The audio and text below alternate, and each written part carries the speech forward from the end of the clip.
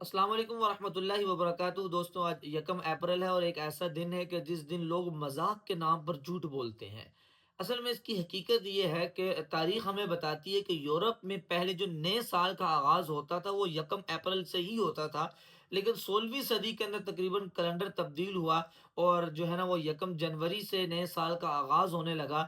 تو لیکن کچھ لوگ پرانی تاریخ پر یعنی یکم اپریل پر ہی نئے سال کا جشن منایا کرتے تھے، لوگ ان کا مذاق اڑاتے تھے۔ تو وہ مذاق اڑاتے اڑاتے اب وہ یکم اپریل کو مذاق ایک روایت بن چکا ہے، اور یہ دن پوری دنیا کے اندر اپنی انتہائی آب و تاب کے ساتھ منایا جاتا ہے۔ کوئی جھوٹ بول رہا ہے، کوئی کسی کو دھوکہ دے رہا ہے، مطلب جب وہ اگلا بندہ پریشان ہو جاتا ہے اس کے جھوٹ کی وجہ سے، تو پھر کہا جاتا ہے بھئی ریلیکس ہو جاؤ، یہ ایک مذاق تھا، اپریل فول تھا۔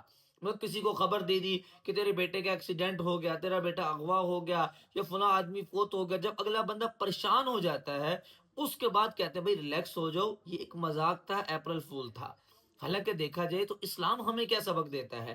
اسلام مذاق میں بھی ہمیں جھوٹ بولنے کی اجازت نہیں دیتا۔ اللہ کے نبی صلی اللہ علیہ وسلم نے فرمایا کہ ہلاکت ہو اس شخص کے لیے جو اس لیے جھوٹ بولے تاکہ لوگ ہنسے، لوگوں کو ہنسانے کے لیے جھوٹ بولتا ہے، اس کے لیے بھی ہلاکت کی بد دعا کی ہے۔